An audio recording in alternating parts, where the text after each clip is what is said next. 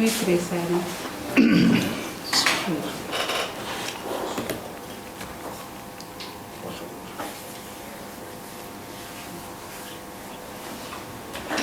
Okay, I rise to report that the quorum does exist for the Select Committee on Health to comment business. Good morning. Thank you so very much, Madam Secretary.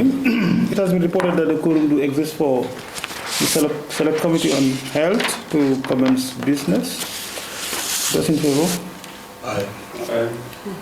Great. Good morning to all of you. Good morning. Before we go further, first, I think it's important for us to introduce ourselves and then probably lay the foundation for this very important engagement with the Refugee Commission, I think. Yes. Yes. Yes. So first, my name is Honorable Abdullah Sise. I am the Deputy Majority Leader of the House and also the member for Olinum constituency and a member of this very important committee as well. Thank you. My name is Honorable Mandavo, member for Olinum constituency and member of this committee. Good morning. My name is Padem Bosane, member for Foni Bondari, part of this committee. Dr. Yahya Mohamed, Sovereign Matter Specialist. I am Sarata Boyan, Secretary to the committee. Good morning. I am Umati Kamara, Chief Secretary, Umati Kamara, Gambia Commission for Refugees. Good morning. I am Superintendent Fabrama Boya, Protection Officer, Gambia Commission for Refugees. Good morning. I am PSI Fatusema, Assistant Statelessness Program. Good morning.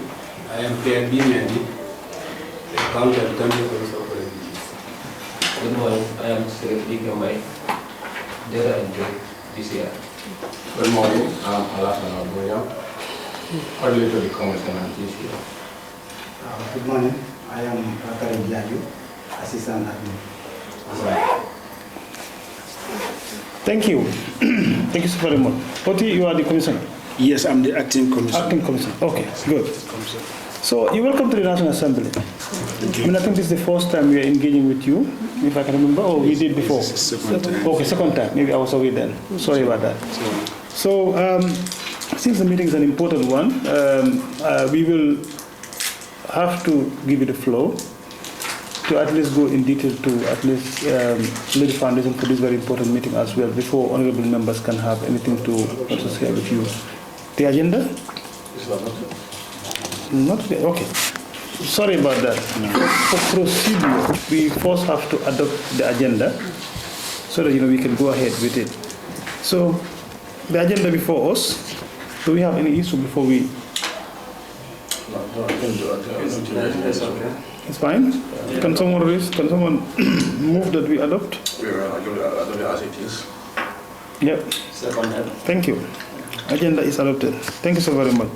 So, like I said before, thank you so very much for coming. We are indeed very grateful to welcome you to the National Assembly to have an interface with the Select Committee, at least for the second time. I think it's important, as a portfolio committee looking into the issues of refugees as well. It's important that we hear from the body responsible. As you can see, our members, most of them are out. Some people travel out of the country, but some are also engaged in our oversight visits around the country. So, but then we have a quorum. We will still go ahead.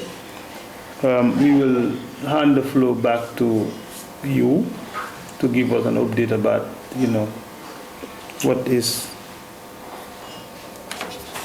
The ones wrote to the committee to have an audience. Then we wrote back to them, their people traveled. They asked us to reschedule the meeting. So it's like they're going to update us on this. Yeah, okay, good. Yes. So as the agenda reads, the discussion on issues of statelessness in Ghana Town, Kermot Ali, and other related matters. So just like the Secretary said, when you wrote earlier on, we couldn't have the engagement because some of your members were not here. So we can give the floor back to you so that you can brief us more about or update us more about this particular issue before we go further. Thank you so much. Yes, thank you, Chairman of this committee. Actually, I'm representing a commissioner who traveled to Netherlands for 2 weeks studying capacity building on immigration-related matters. I am also the National Statelessness Focal Point on the Gambia Commission for Refugees. The issue at hand today, we are very much delighted to have with people and to have discussion on surrounding issues relating to statelessness in Ghana Town and Kemor Ali. The issue of Ghana Town emerged as a result of the workshop that we organized in sometime, is it September, October, with National Assembly members, journalists, and permanent secretaries at Nala Conference Hall. There, during discussion and presentation, recommendations were submitted that we need to have assessment conducted in Ghana Town, people of Ghana Town, and Kenmore Ali. So this was something that we took up with UNHCR, the United Nations High Commission for Refugees, multi-country office in Dakar, and issues surrounding it. So they took it upon themselves, and they wrote back to us to say there's a little fund that is available where we can go ahead and conduct assessment of people of Ghana Town to know whether how many of them are at risk of being stateless. So this was granted, and then we wanted to do it alongside with GBOS, because they are the agency responsible for statistics in the Gambia. But along the line, we were not able to have them on board because of certain issues, because the budget allocated for this survey was not quite sufficient to cater for the budget submitted by GBOS. So we were exchanging email back and forth until we finally agreed that UNHCR will provide all the material and the financial support, and then the assessment will be conducted on their platform. They provided the laptop and tablets, and the questionnaires were also drafted by GBOS. So we submitted, and it was validated. The questionnaires were validated. So and the budget was also submitted to us to our account at Standard Chartered Bank. So actually, we conducted this assessment. I don't know whether time will permit us. We prepared some presentation slides based on the findings we want to present and some of the recommendations, so that we can all be in the same state as to how the issue of people of Ghana Town has been handled by GCR, and then likewise the recommendation put forward by UNHCR and Gambia Commission for Refugees. So I don't know whether we can have that short presentation. It's in PowerPoint, you can project it, and then we do the presentation if the floor is level for us. All right, that's still fine. It's up to you. If the presentation is already available, it's available. Yeah, we can do that, and that will set more light on the discussion we're going to have as well. All right, that's fine.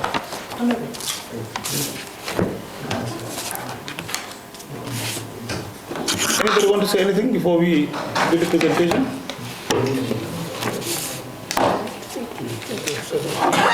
Like I said, in the security force, when the boss talks, nobody this one is a different case. It's a different case altogether. Okay. That's all. That's fine.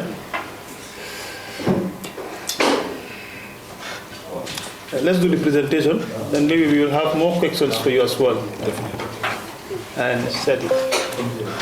By the way, somebody joined us right now. Honorable, can you... Okay, good morning. Honorable Musa Abayi, Kalinin Indian constituency. Musa is a member of the committee. It cannot be projected? No. No, they call. Okay. They'll do. All right.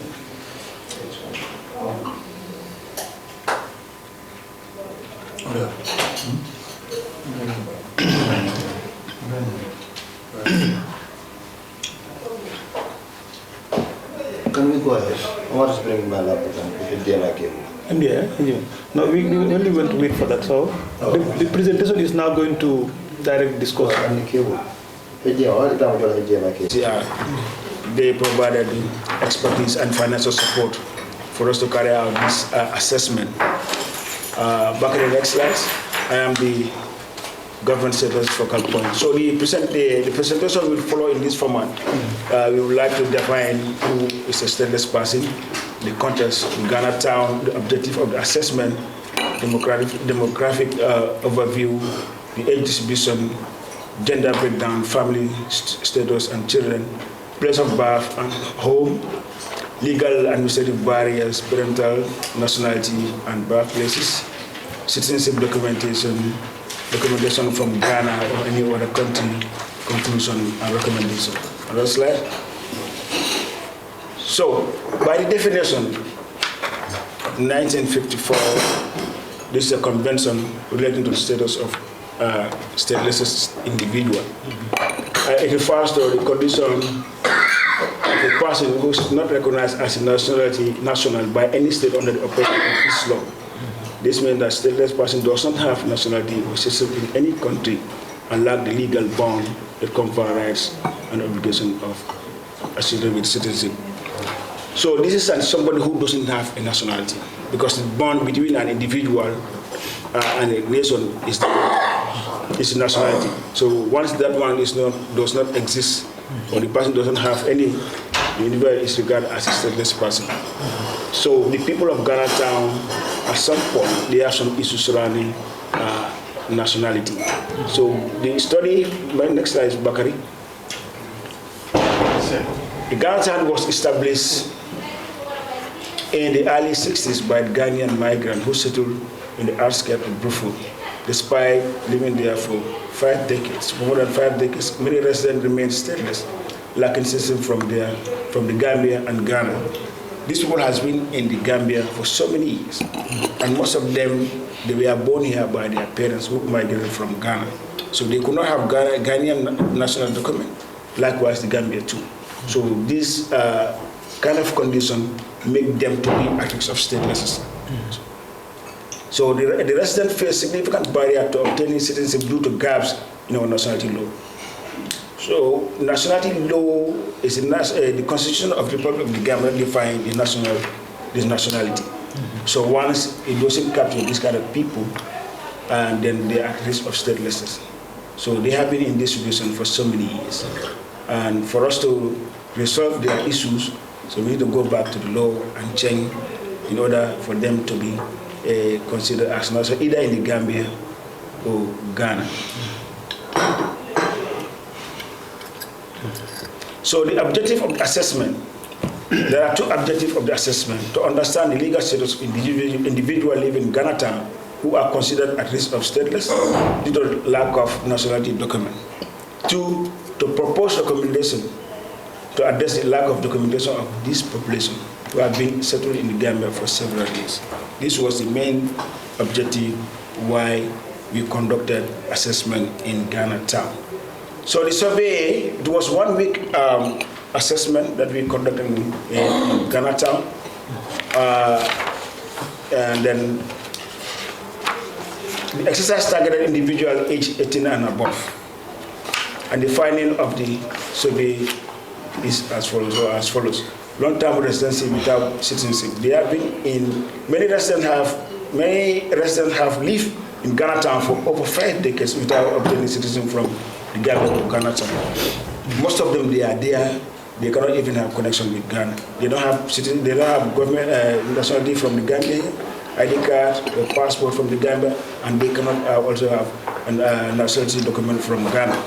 So the assessment also find out that one. Challenges due to statelessness.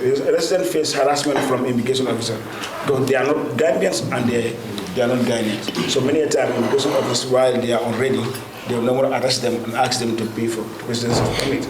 So sometimes they put them in a very funny situation. The temporary leave of measures in 2014, former President Jammeh issued a directive allowing residents to receive Gambian ID card, but this measure lacked legal backing. So most of them, there was a list provided to the Gambia immigration, and some of them were issued national document, the passport and ID card. But they have an issue with this passport and ID card. Once they are expired and they go to immigration, they don't allow them to renew because the manner in which that issue was taken, they said it has no legal backing. So many of them, even last week, there was a lady at the biometric center wanted to renew her passport and other things. They said, no, you are from Ghana town, you cannot. So it's a very funny situation that these people are facing. So the demographic overview of the survey involved 686 respondents with a diverse representation across different age groups and agenda. The age distribution, 18 to 24 years, is 194 respondents, that's 28.3%. 25 to 49 years, that's 343 respondents, that's 50%. And 50 to 59 years, 104 respondents, 15.2%. And 60 above, yes, we have 45 respondents, that's 6.5%. Now the gender breakdown, we have male, 409 residents, that is 59.62%. Then the female is 277 respondents, that's 40.38%. So the male are more than female.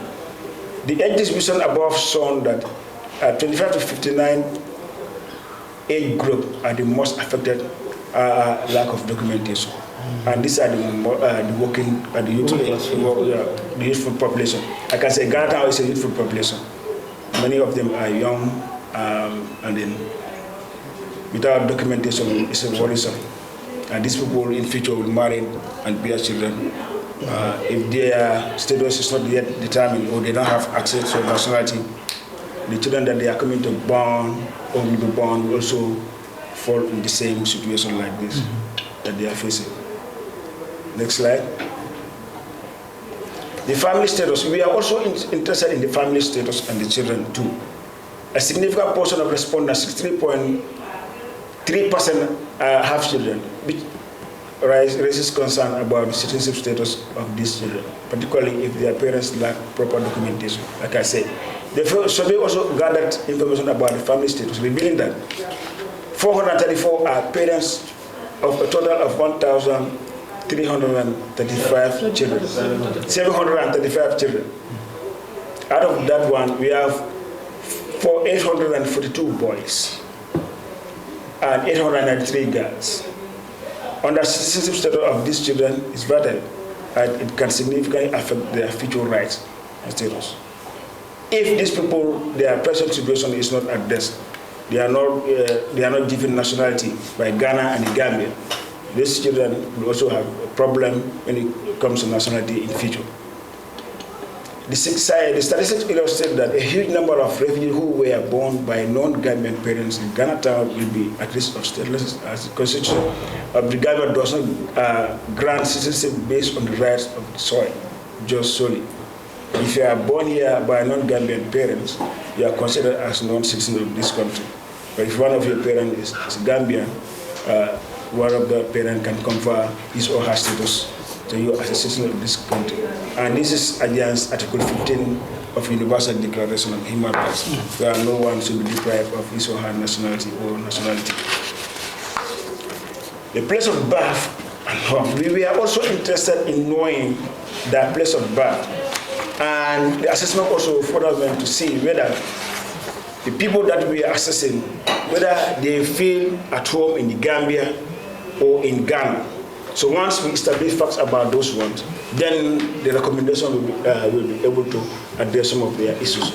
So some who said they are interested, they are seeing Ghana as their home, and they are born in Ghana, is 6. Guinea is 1, and the Gambia is 679 individuals, household. Those are the ones they see Gambia as their home. Now, 542%, 78.9% respondents are born in the Gambia against 138 born in Ghana. That's 19.5%. Regarding the place considered as home, 98% prefer to stay and live in the Gambia as Gambia. Only 6 out of 686 respondents consider Ghana as their home. So many of these people were born here. Most of them, they don't know Ghana, and they have been schooled here. They graduated, most of them, they have scholarship, and they could not travel because of passport or lack of travel document. So they are seeing Gambia as their home.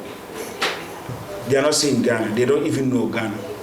They speak our local languages, and they are peaceful, attitude, and they don't have problem when it comes to, their relationship with the beautiful Ghana town. So it's important that we consider this people. And by passage of time, we change our law so that they can be citizens either in Gambia or Ghana.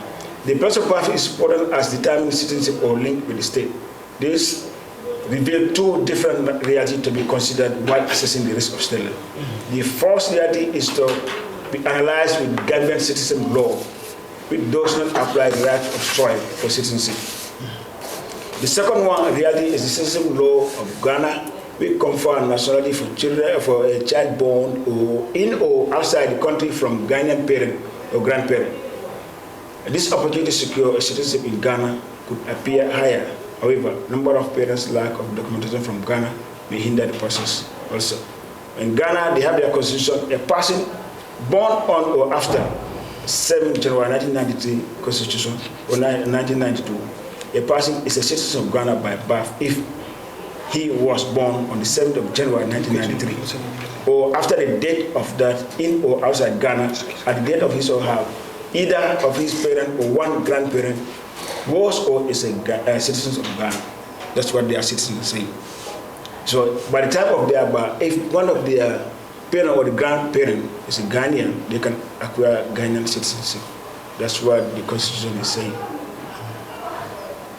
Nationality identity, we are also interested in assessing how many people have access to nationality identity card. Significant concern highlighted in the document is the lack of citizenship documentation among respondents. 377 respondents do not hold or acquire ID card. They don't have ID card of any, either Ghana or Ghana. 257 hold valid or expired ID card from issued during the President Jammeh's regime without being able to renew it. So these are the people who acquire national identity card and they cannot renew it because it's expired. And when they go to immigration officers are saying, no, we are from Ghana town, the issues surrounding people is not declared, so we cannot renew your ID card. So they have to go back like that, even with the passport. A considerable percentage of respondents, 55%, do not possess a valid or expired national identity card from the Gambia, indicating significant risk of statelessness. So many of them, they don't have any identity document, and they cannot prove whether they are citizens of the Gambia or Ghana. So they are at risk of being stateless. Lack of documentation can hinder individual ability to access services and assert their rights. Without documentation, your human rights or your fundamental human rights at some points are being violated because you cannot even travel, you cannot even have a job because you don't have any identity card to show. So nobody will employ you, nobody will give service to you for you to rent. Out of the 686, only 43 had passport from Gambia that could not be renewed. Like I said, out of those people, only 43 were issued with Gambian passport. Expired, when they go to immigration, the immigration will say we cannot renew it because you are from Ghana town, and then the issues surrounding people is not declared, so we cannot renew your passport or your ID card.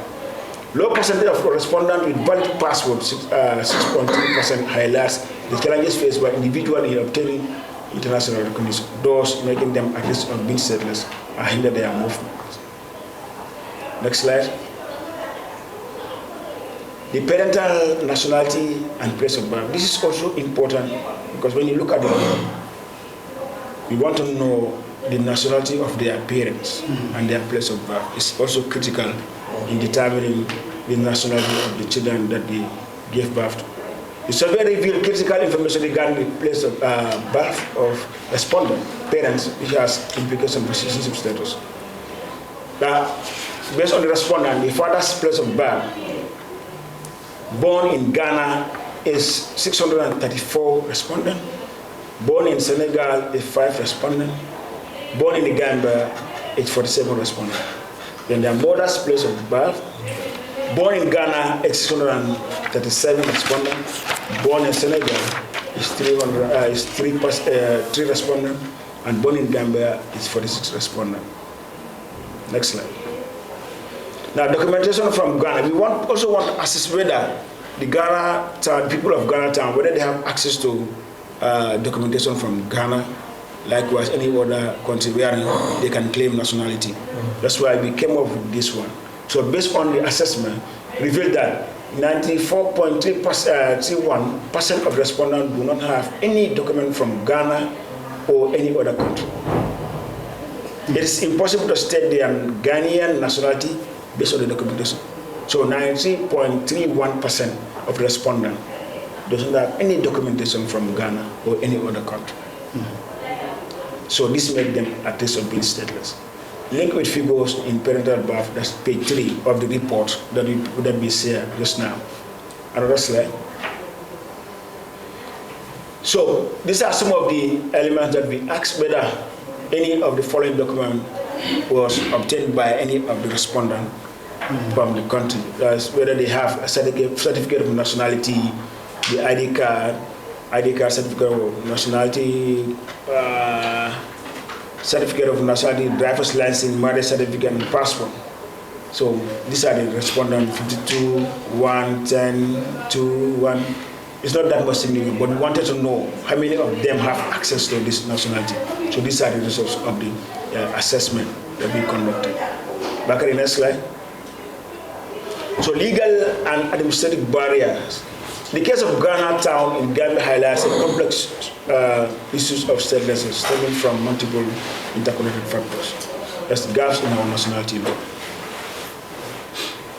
The gaps in our nationality law. Once our law is addressed and reflects some of the issues surrounding people of Ghana Town, then the issue of the people of Ghana Town will be addressed.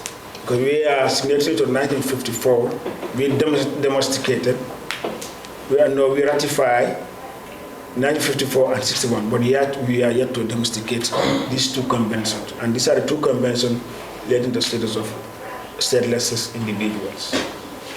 Inadequate and consistent law, particularly those not aligned with the international standard, contribute to stateless. For example, Ghana's constitution restricts citizens to those born within its border, complicating the status of children born in Ghana Town to Ghanaian parents.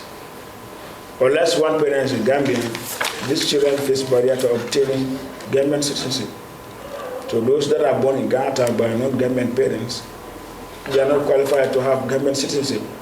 And most of them, they have been in school and they went to school, educated, graduated, and they cannot have a job. They cannot even follow their education because of their nationality status. Administrative barrier, the bureaucracy hurdles complete the purpose of the nationality, such as ID card and passport. Many applications are placed on hold indefinitely. Once they apply passport or ID card, because the issue has not been going through the right channel, the application was put on hold. You tell them, go and provide this, go and provide, no, your issues are not resolved, so we cannot give you ID card.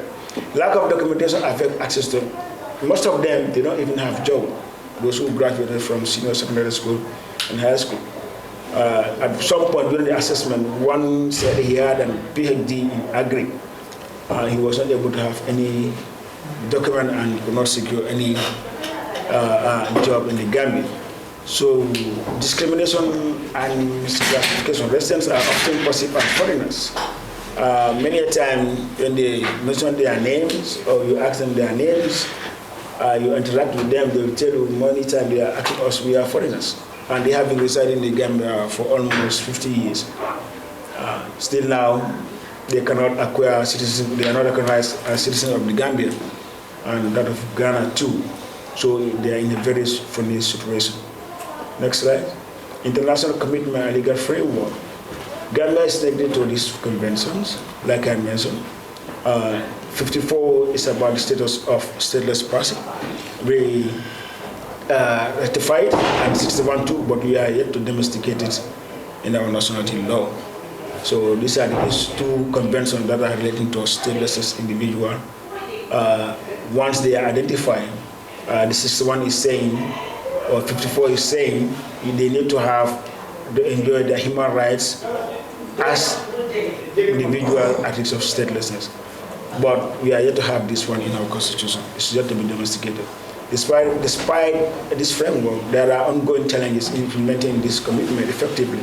For instance, gaps remains between legal provision and practical reality faced by individuals like those in Ghana town who struggle with their citizenship issue. So we still have some issues to work on so that we can respect our commitment made at international level. Once these conventions and treaties signed, they need to be rectified and domesticated in our nationality law so that it can be fully realized in our laws and our policies.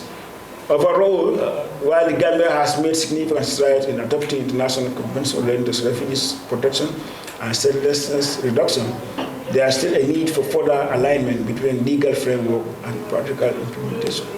So this is something that we are looking forward to. Once the issue of people of Ghana town are addressed with regards to the legal reforms, the 54 and 61, then we will have a very conducive environment for people of Ghana town. The assessment also highlighted the conclusion.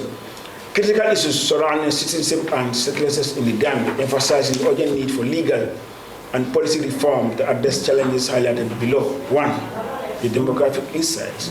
Most respondents are aged between 25 and 49, with a notable male dominance, 59.62%. This demographic is crucial as it represents individuals who are likely to have families and be directly affected by citizenship issues. So it's a needful population, and these are the people that will likely marry and bear children. So once their present nationality issue is not addressed, the children that they come to have will also have the same issues. So when are they going to, their issues going to be resolved? Lack of documentation, a significant portion of the population lack essential documentation. Over half, 55% do not possess a valid or expired Gambian national identity card. And alarming 86.1% do not hold a valid passport. This lack of documentation severely limits individual ability to assert their citizenship rights and access to social services. Like I said, once you don't have documentation, your fundamental human rights have been violated. Nobody will give you a job.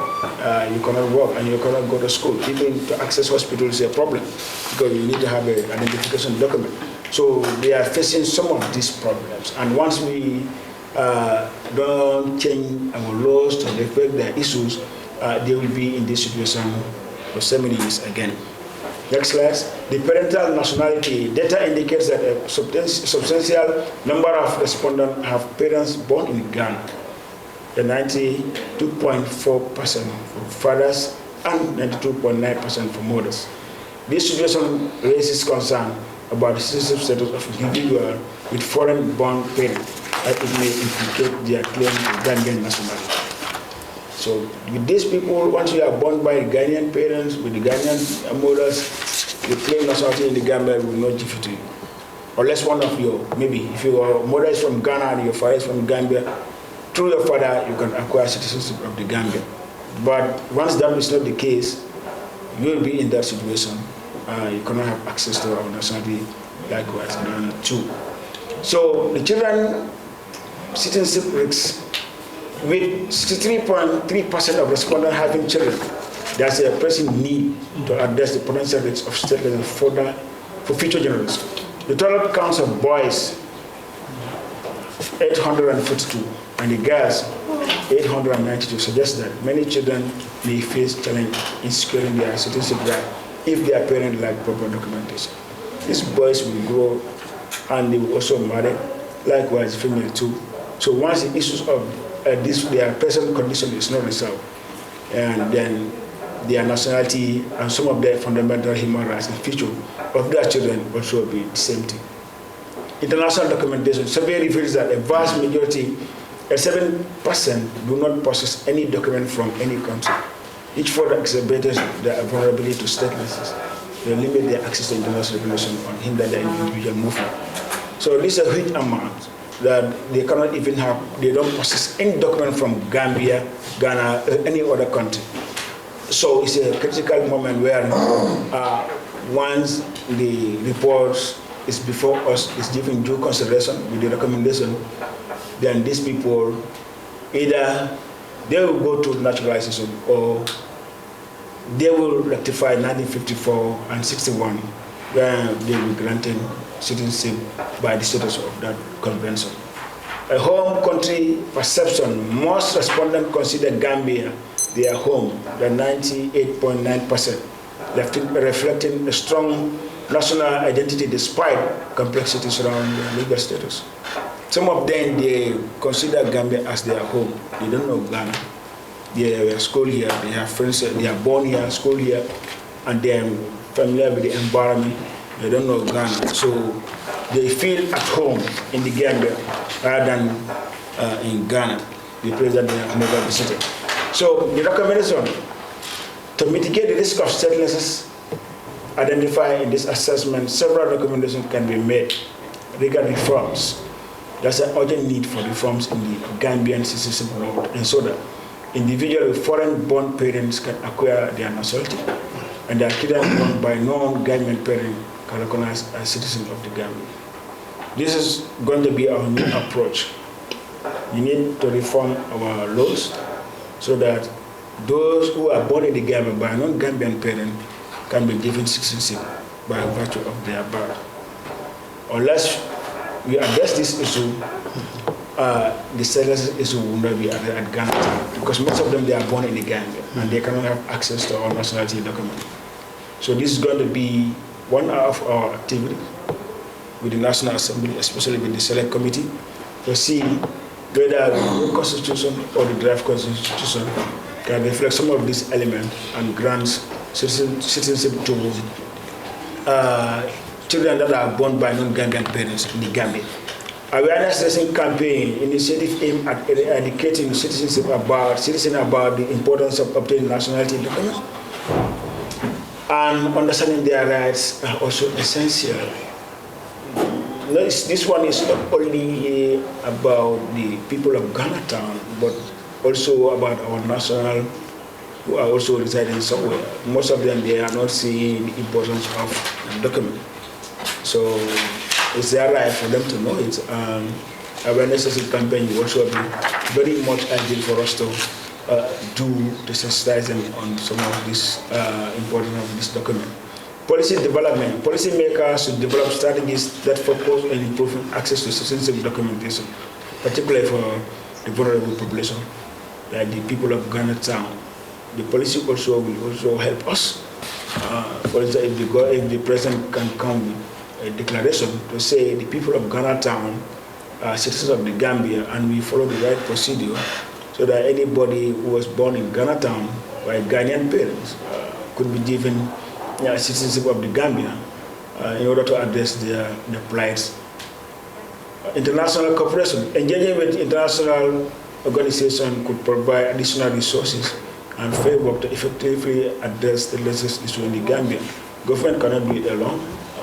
We want to extend our engagement with other international NGOs so that they can come up with some programs and activities to help Gambia government through Gambia Commission for Refugees in addressing some of these issues surrounding statelessness in the Gambia. Engage the government of Ghana to facilitate documentation and citizenship access for those willing to acquire it is also very important. We want the UNSR more especially will engage the people of Ghana town, because Ghana is under multi-country office in Dakar. They are also answerable to UNSR multi-country office in Dakar. We can equally engage them so that people that are willing to go back to Ghana because their parents immigrated from Ghana, by looking at their laws, can also acquire citizenship of Ghana so that they can go back to Ghana and reside as Ghanaian in Ghana. Engage the government of the Gambia to facilitate naturalization process for Ghana town community. If the policy also will be difficult, we can also come up with maybe with some administrative issues, policies or law, which will allow the people of Ghana town, if we cannot grant them direct citizenship, but we can also make our naturalization process flexible for them to naturalize. For those who want to naturalize as citizens of the Gambia, they are seeing Gambia as their home. This is also very important. The government of the Gambia, we are yearning for work to, so so that they can make some policies regarding the naturalization of people of Ghana or where pronunciation by the government of the Gambia through procedures, they can acquire citizens of the Gambia. And somebody finding underscores the complex interplay between nationality documentation and statelessness in the Gambia, highlighting the need for immediate action to protect individuals' rights and ensure that all citizens have access to necessary identification and legal recognition. So the people of Ghana Town, unless we change our legal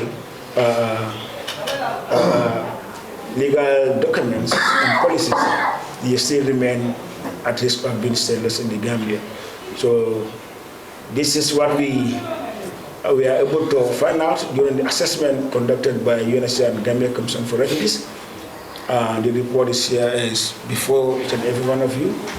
And I'll stop here and then maybe wait for any questions or query or a concern that we'll be able to answer from the members of this committee. So thank you. Thank you so much. Thank you, Oti Kamara. Yes. I think that's a brief presentation of the findings that was held in Ghana Town. So, yeah, that's all for you, from you, huh? Yes. Anybody want to say anything? We are free. Maybe I skip some. Person or any? Maybe they come in like when members some questions or concerns. Yes, Fabra. I think we have said all. Maybe we can listen from you if you have any concern. Okay, so then you be can. able to respond. That's fine. That's the report from the findings. Yeah, that's fine. That's why you are here as a team. So you can support it as well. Very good. So, honorable members, I think we had the presentation, well explicit, and in fact very interesting, because for me I think I heard about Ghana Town for so many years. If I tell you how many times I've gone to Ghana Town, you wouldn't believe me. I remember the first time I went there was in 2019. I went and I, interacted with some people in Ghana Town, not even knowing that they are not, citizens. Because I don't know what is stopping them from being citizens of this country as per our law.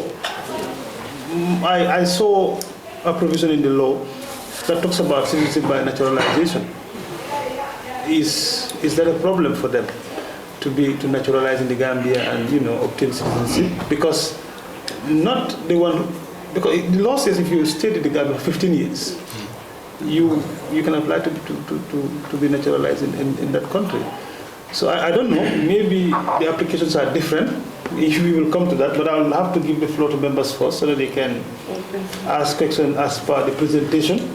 And if there's any other thing outside that, we can still discuss further and build up as well. Because then you will have the opportunity also to ask many questions to both the minister, who will be coming here to tell us how we can approach this issue and what can be done.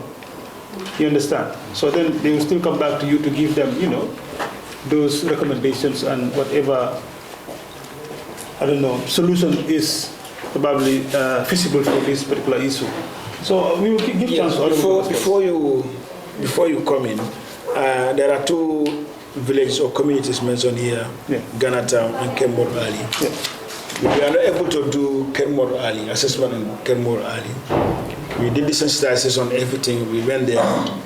But upon arrival on the very day for us to conduct this exercise, the security officers on the ground informed us that the place where you are going, know that it's in Senegal. It's not in the Buba zone. And then the Senegalese Commission for Refugee has been coming here and has been interacting with them. Then we were there together with the UNHCR. They asked us, no, we cannot step beyond the boundary.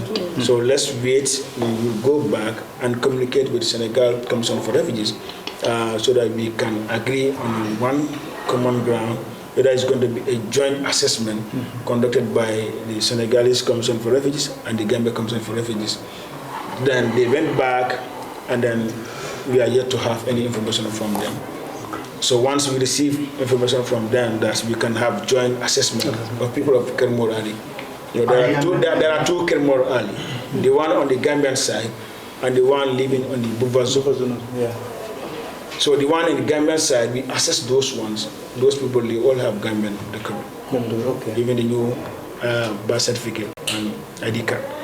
But those one at the Buva zone, they are the issue now. Okay. We don't know. We went there, we had a sensitization with them. Those are the legal family. Legal family, yeah. So we had a sensitization with them. We agreed the day, then we are going to do the assessment.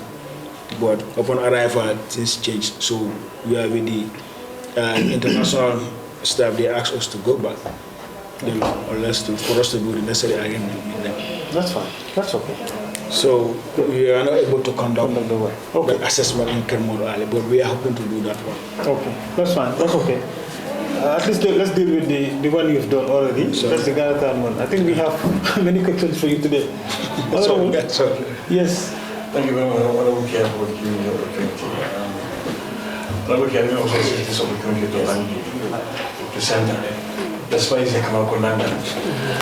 But the presentation is really meticulous and so explicit. Thank you. You know. But like I have a concern on about the presidential directive which was given to issue documents to the peoples of Ghana town. And we said that presidential directive did not have legal backing. And this presidential directive, which we consider as a law, what basis do you use to ascertain that the presidential directive did not have a legal backing? For me to answer that will be a problem, because we also made it like that. Many times, this is information that we normally receive from the applicant from Ghana town and from immigration too. I think there was a communication that is relating to that one, but we are not privy to that one. I think that one, by then I was not even working with Gambia Commission for Refugees. And also even not. Allow him to face first, and then you can. I was not working with Gambia Commission for Refugees. Yes. So I think there are communication relating to that. There are communication relating to that one. Did I? Okay, we'll get there. We'll connect it with the law. When I take the floor. Yes, we'll connect it with the law. No. So you are okay. Hey, I'm sharing this with you. If you want to talk, I'll give you the floor. Okay? You want to say anything? Take permission from the chair. I think I have a follow-up. Are you done with him? A follow-up question? No, I have a follow-up. Like, you know, even when the directive was given, there were others who were given ID cards and other documents.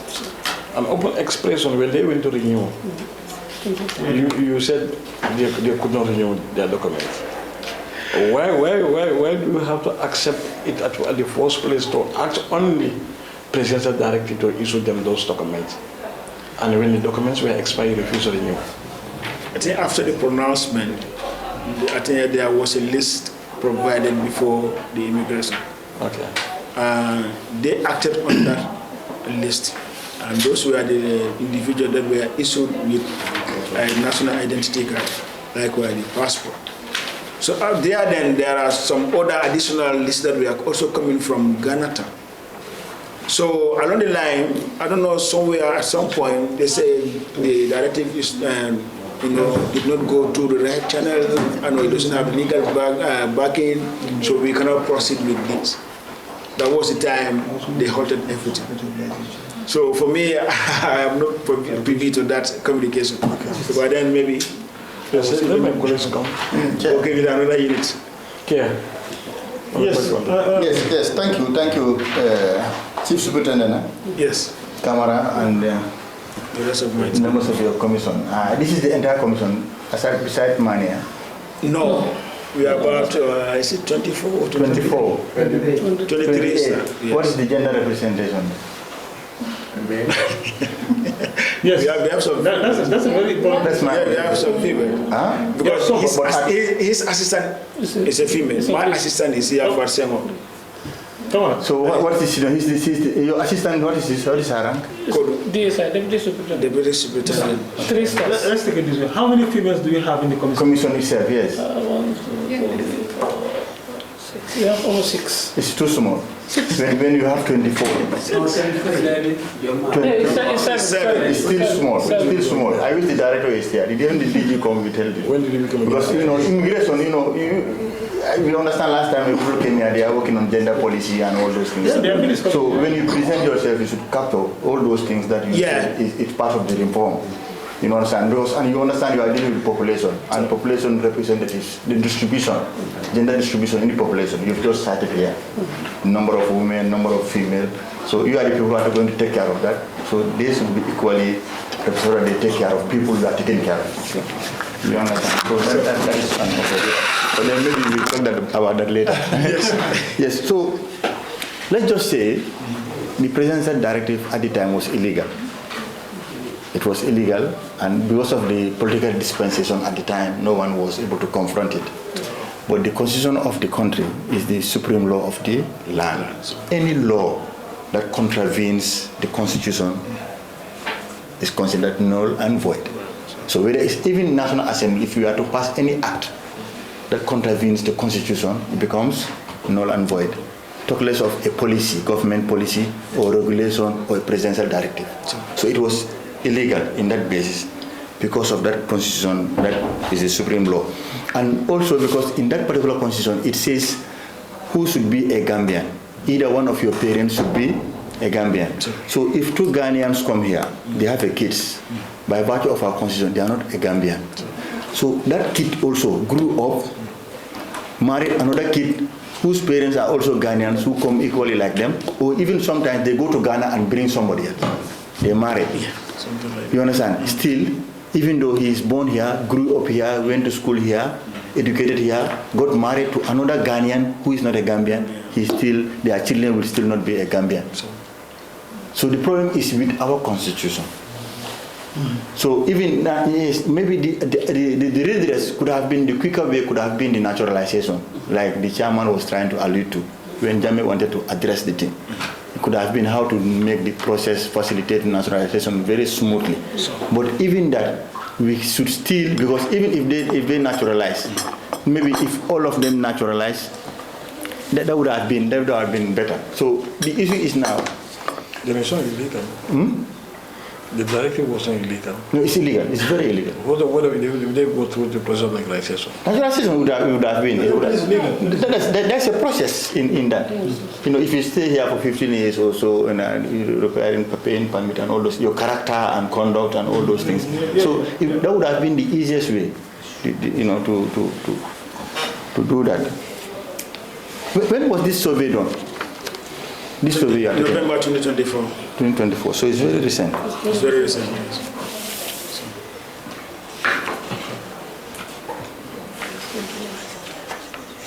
So my issue is even though they are here,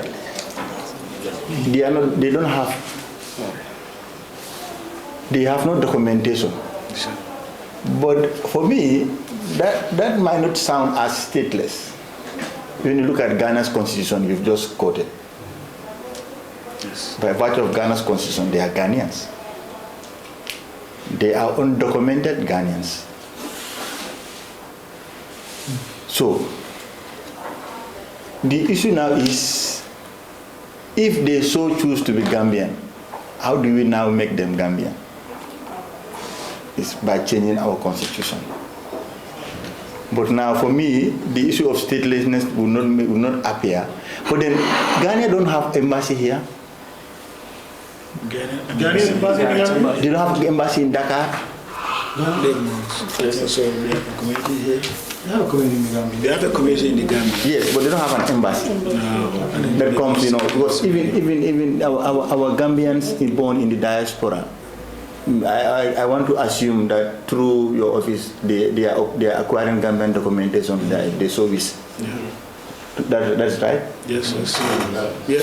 So I don't know the relationship you want to establish here with the Senegalese authorities. Have you done that with Ghanaian authorities to see that they are considering them as Ghanaians even if their constitutions includes them as, sees them as Ghanaians. Because their constitution is more deeper than us. It is capturing from grandparents. Grandparents, so.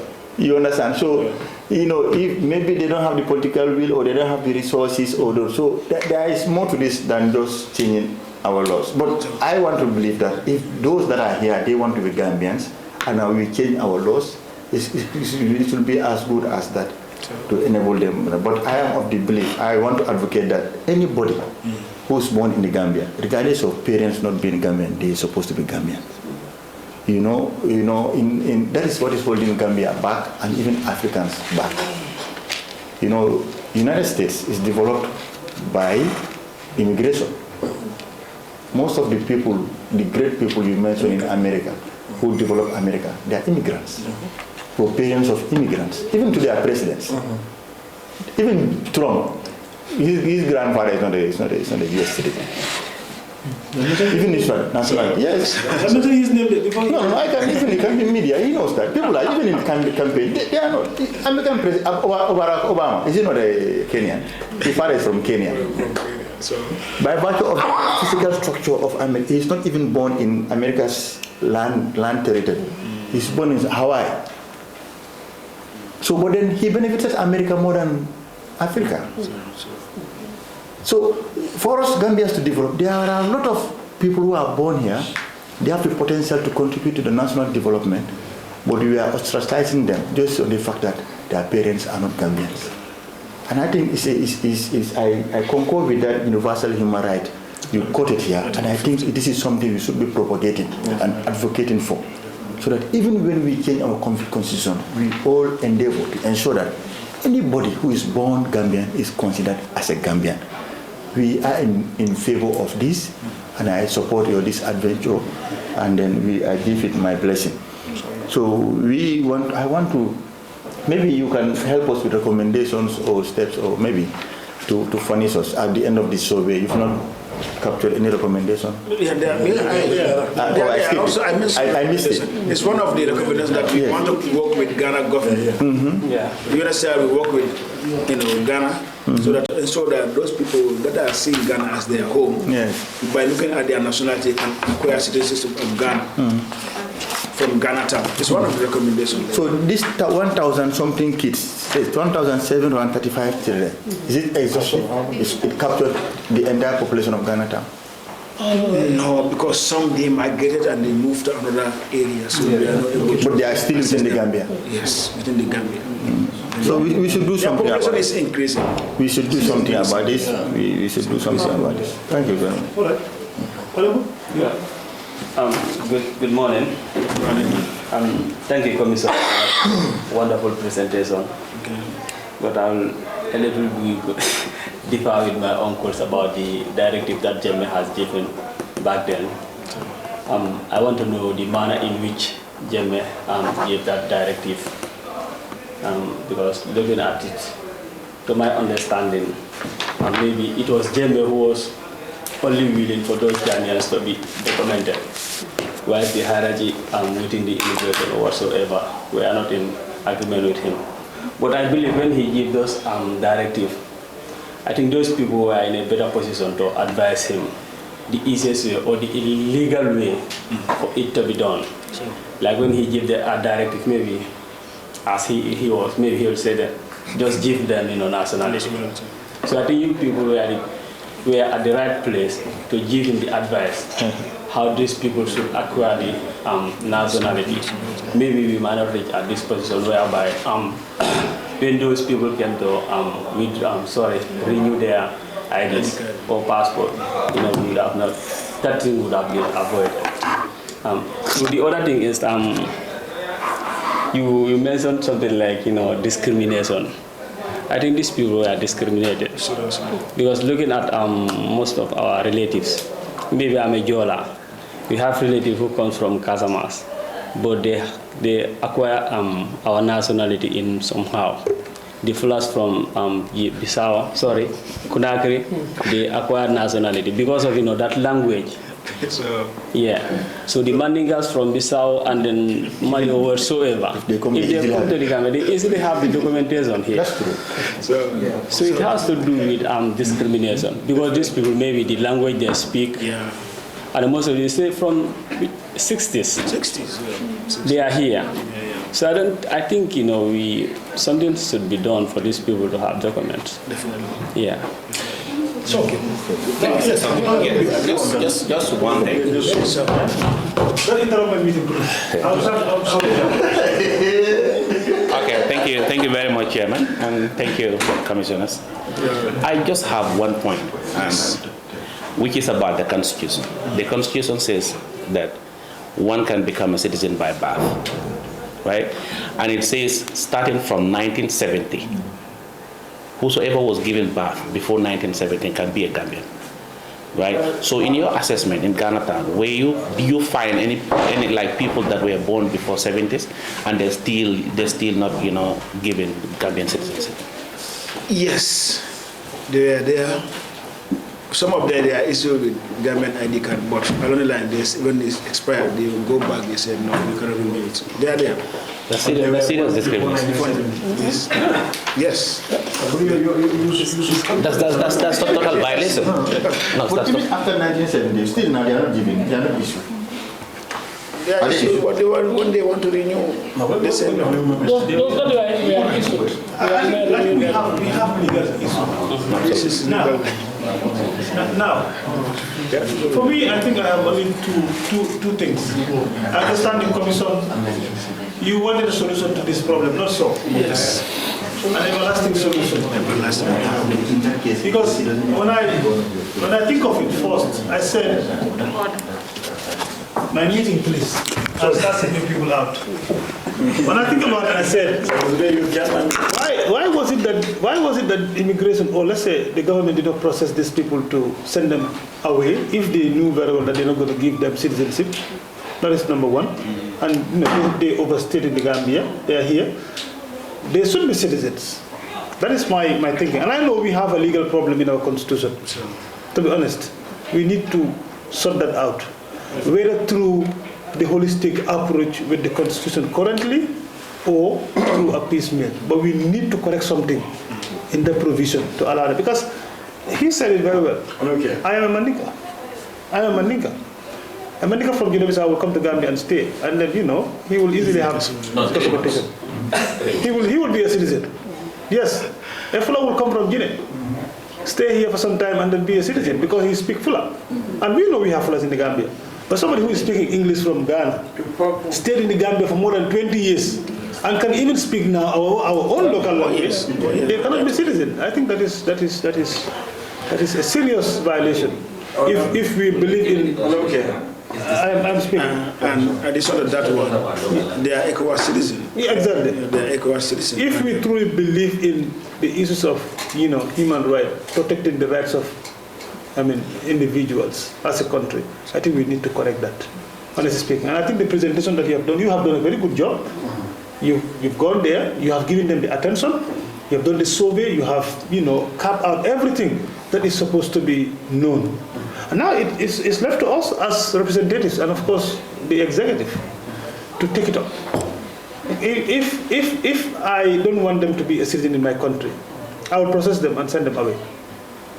Is that not the right thing? Of course, yes, because that is what I can do. But if I would allow them to stay in my country for more than 20 years, of course I need to process them also to become citizens. So the first one we talked about was citizenship by naturalization. How do we process them to become naturalized if we cannot give them direct citizenship when they are born in the Gambia? So we need to make sure that we do something out of it. This has been here for so long, and these people now, the number is increasing. Seriously. And you cannot send them away now because they don't know anywhere. I have seen someone going to school, I think it's from Ghana, he lives in Ghana town for more than almost now 30 years. Some are teachers. You cannot send that person back to Ghana. Where would he go? Some are teachers, some are doctors. Exactly. So how are they enrolled in the system? They don't have documents. Yeah, in fact, I was going to ask them. I was going to ask because I know they go to hospitals. Yes, and they are admitted. They don't have documents, but they go to hospitals, they go to clinics, they go to schools, they are admitted. They do everything, but they cannot have birth certificate. They cannot have our ID card or our passport. You get an alien's card or what? They don't also have that. So how are they able to get all these things? Okay. Most of them that are school, they have to complete their basic school. To go for this tertiary institution becomes a problem because they cannot have any document to tender. And so that are, even aliens, we are not giving them? No, they are not giving them. It's serious, huh? Those that were lucky to be part of those that were given the national document were few, and when their documents are expired, they cannot renew. But these are very few among them.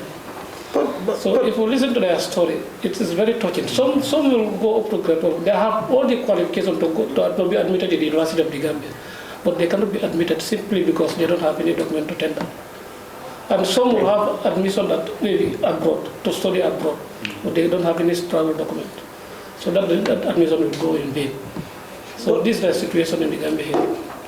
But I hope if they go to abroad and study, they will not come back to Gambia. They go to Ghana. No, they will come back. If you look at the survey, about 98% of them consider Gambia as their home. You know, nationality is not about documents. It's in the mind and the heart. Exactly, and that's what these people grow up here. This is where they know. Exactly. Obviously. So wherever they are, even if you take them to Ghana, they don't go to Ghana. They come back. I saw a Nigerian. A Nigerian that falls in this. He's applying for naturalization, and I even gave him supporting document. When he came alone. When he was about to get married, he went to Nigeria, brought his wife, they married here. They married there and came here and do the party here. In Talente, up till now, over almost 29 years they live in Talente. All his children were born in this country. They've gone to Nigeria only once. Now they are refusing to go to Nigeria, even to visit. This guy has been, Kenneth, his name is Kenneth. He has been telling me more than 10 years ago that Gambia is his home. He has decided not to go back to Nigeria. He's not going. In fact, he bought land. He has investment here. So he is now applying to naturalize because this is where his children call home. In fact, what he got here, he didn't get in Nigeria. He told me in Nigeria, I only got my mother there now. My father is late. All I got in Nigeria is my mother. Finish. Apart from that, I don't get it in Nigeria. So that guy is, so we need to prepare Gambia for the future. We are going to have a lot of this kind of people. Definitely. A lot of Sierra Leoneans are here. They are teaching in our schools. They are married here. Some of them are even lucky. Maybe they married Gambian wives. But there are others who might equally marry children, Sierra Leoneans. They have kids here. Where are they going? They cannot go anywhere. They cannot go anywhere. They are seeing Gambia as their home. Yes. I think the question the Honorable Jen asked is unanswered. And that was very important. He said the Constitution said if we are born in Gambia in 1970. After the coming into force of the Constitution. Yes. Yes. So you should be an automatically. Is that what the law says? Yes. The law for the law for 1970. You see. Not the Constitution. That Constitution says anybody who was born before 1970 is can become a citizen. So why your parents,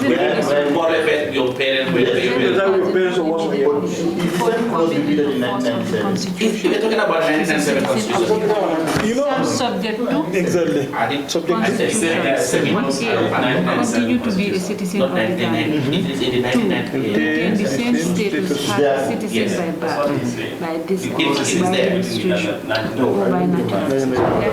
So I think that's a good provision. But you know, the 1997 Constitution. What is 1997? Yes.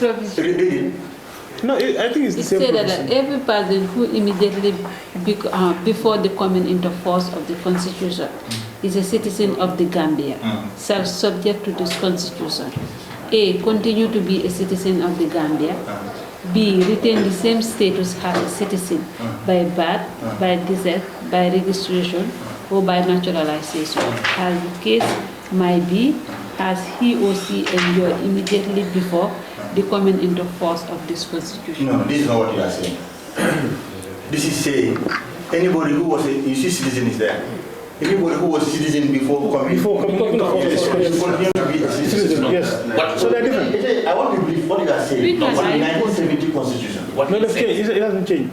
It has been changed. This one is generally talking about anybody who has been a citizen of this country before the coming into force of this 1997 constitution will continue to be a citizen of the Gambia. That's what was captured by 1970 constitution.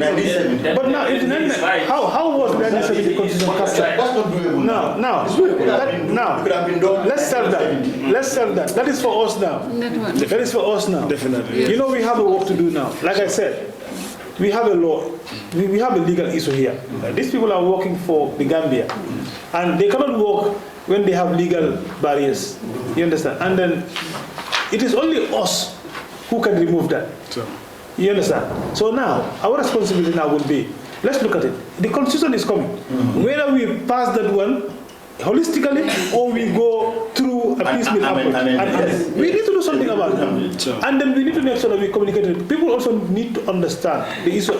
You know, I remember in the 2020 draft constitution when we started debating it, the conversation was about citizenship.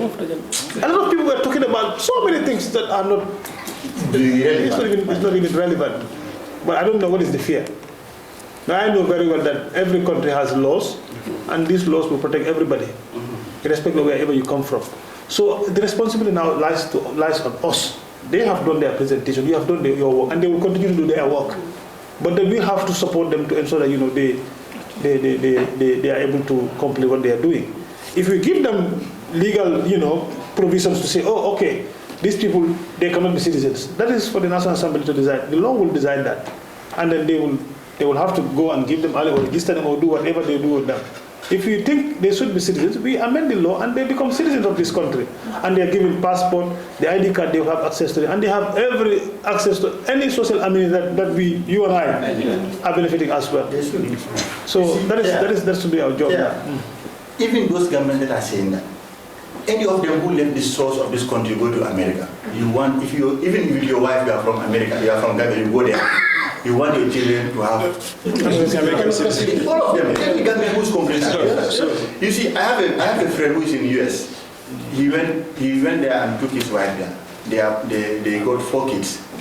When those kids are coming here, American government take note of that. When even if their kids, they are coming on holiday, they will know which address are they going to stay.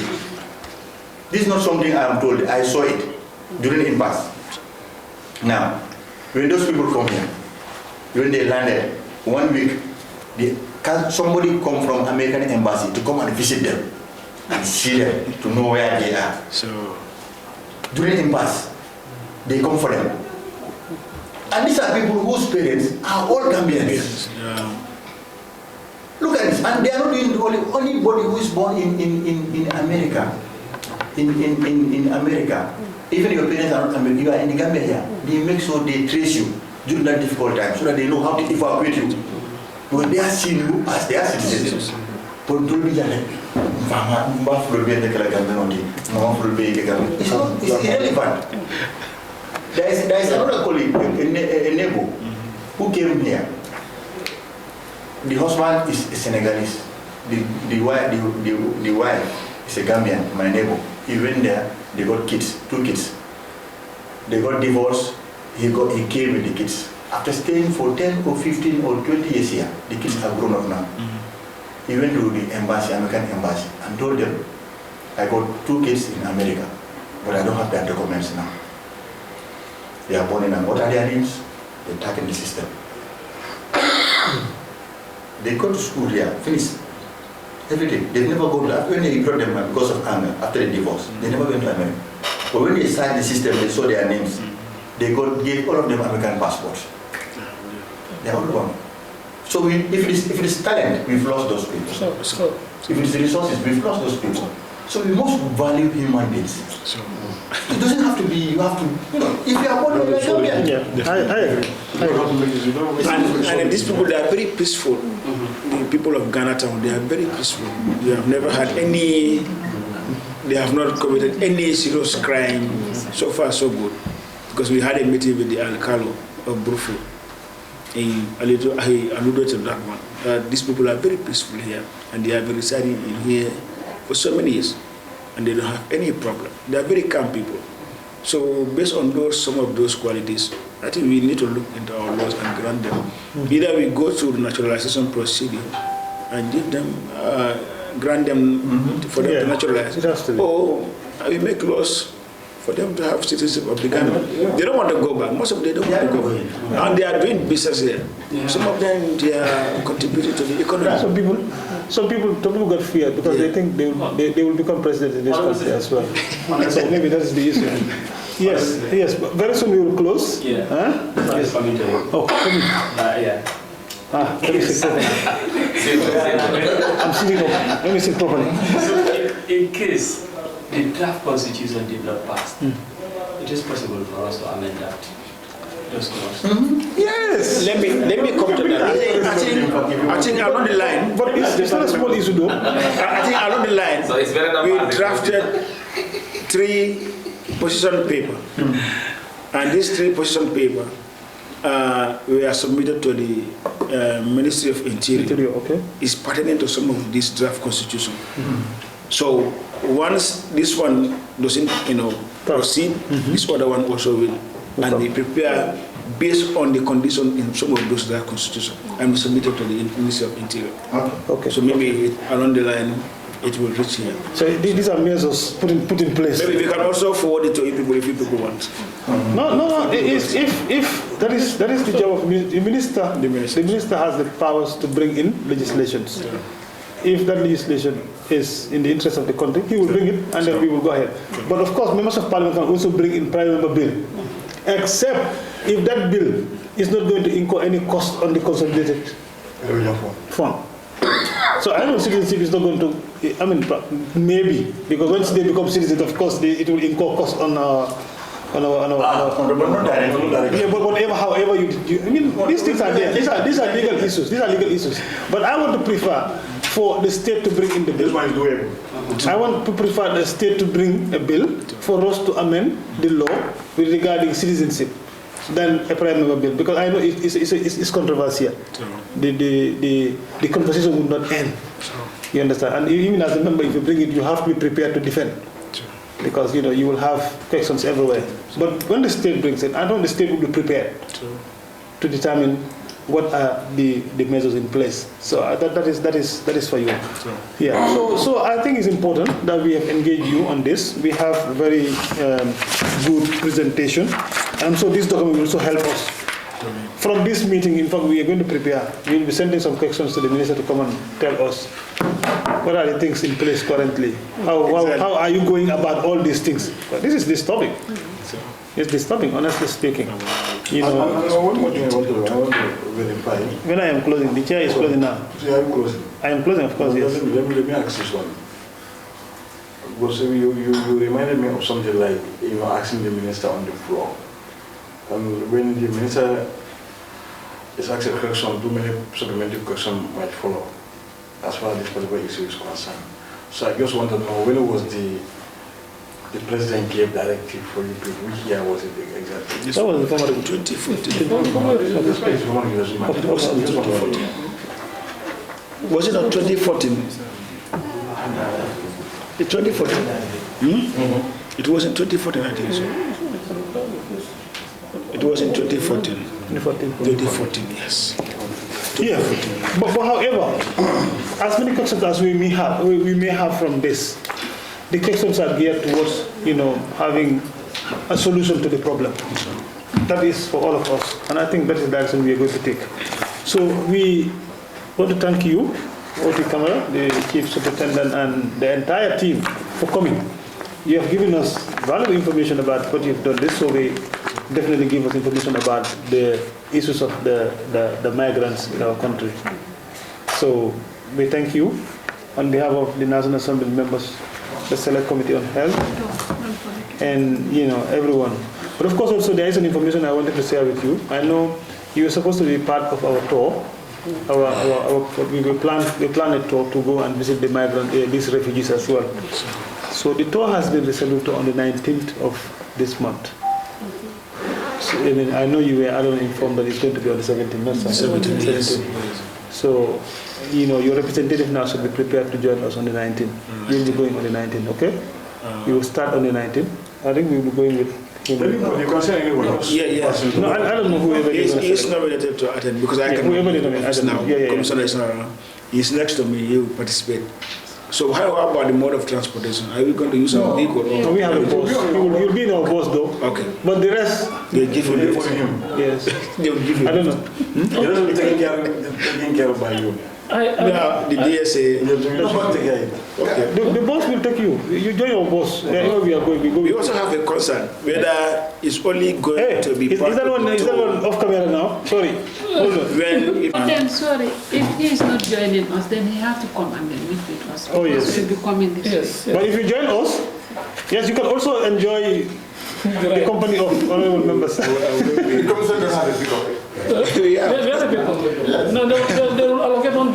The chairman of the committee, we thank you for giving us this opportunity to have a discussion with you on some of the pertinent issues that are affecting our operation.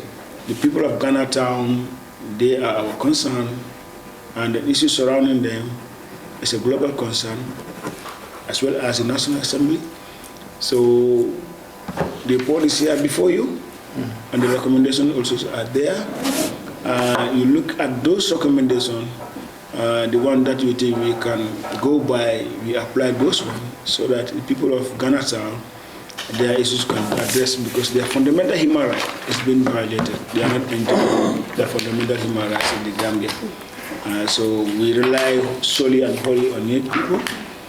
We want to also collaborate more and more with this select committee, so that you can help us to enhance our operation across the Gambia. So on behalf of the commissioner who is in Netherlands, I thank you very much for organizing this meeting. Thank you so much. Thank you. So just final one word. Like I said, the issues of citizenship is a national issue. So it's a national conversation. Like, you don't just talk out of emotion. That is why I said, I think the state needs to do something about that. If the state want to bring an amended bill for us to look at the issues of citizenship, Parliament to look at it, that is fine. We will definitely look at it. But it's an issue of national conversation. A lot of people have interest in citizenship, and people have different perspective about how we need to deal with this matter. But we agree with you. I am one of those who agree with you that we need to solve this problem. They have been here for more than 30 years. You understand? They cannot be citizens, they cannot be registered, they cannot naturalize. It doesn't make sense. Definitely. And they cannot continue living in our country. For how long are they going to live now? They're here. And then this thing will continue. And now the number is increasing. We're talking about 1,000 plus, even more. Maybe in the next 5 years, we were talking about 3,000 of them in our country. So at some point, in fact, they will dominate an entire community, and they will be undocumented, citizens in our country. So I think we need to sort that out as quick as possible. So you guys can also be part of, the thing. Probably the minister will definitely have questions from us. So maybe he will still fall back on the commission to give him more information about what you have done, so that he can respond to some of the questions that we are going to ask as well. Then from there, we'll see what we can do. So we thank you very much for coming, and then do have a pleasant day. And yeah, we will continue engaging you as well. Thank you. Yeah, thank you so much. Thank you.